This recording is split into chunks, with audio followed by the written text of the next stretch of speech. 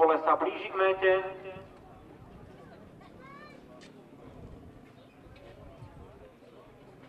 Problémy Electric Light, ktorá cvála. A problémy má aj Botero. A štart dostihov nebol platný. Takže štart dostihov nebol platný. Zo štart, pole sa blíži k méte.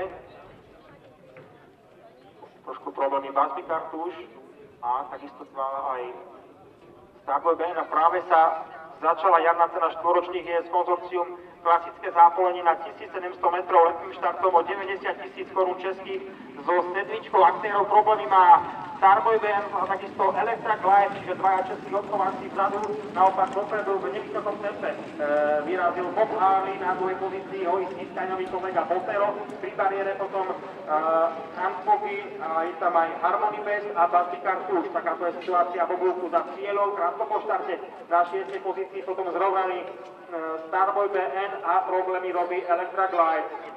Takže Electra Glide s číslom 3 je diskvalifikovaná. Dosť komisia diskvalifikovala ako na číslo 3 Electra Glide.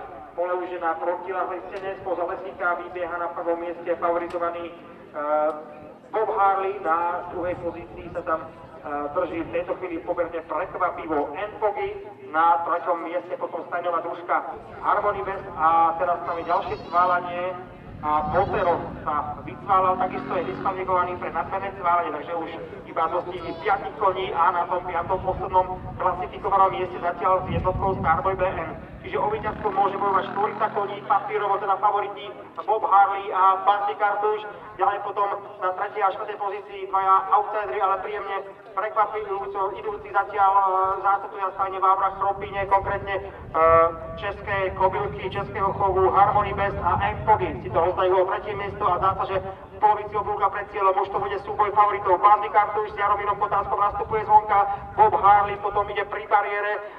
Jaromír Kotásek má všetko dobre rozohraté na ďalší dnešný dňu, aby napodobil kolegov Zazazu a Meteora EDS záverečných 300 metrov. Pri bariére stále zdoruje Bob Harley a zvonka sa snaží Basby Kartuš.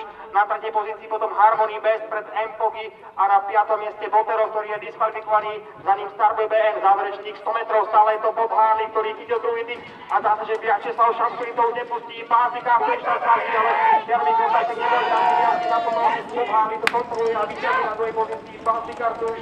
Na 3. mieste napokon Harmony Best, ďalej sú tam Enfogy, 5. diskvalifikovaný Botero, takže 5. dotácia pripadla Starboyovi BN. A v priestore chcela už je neoficiálne víťaz Bob Harley s Janicou Šamturinou, ktorý preberá gratulácie a cestné ceny. Dekorácia víťazná, koňa gratulujeme stajni Victoria.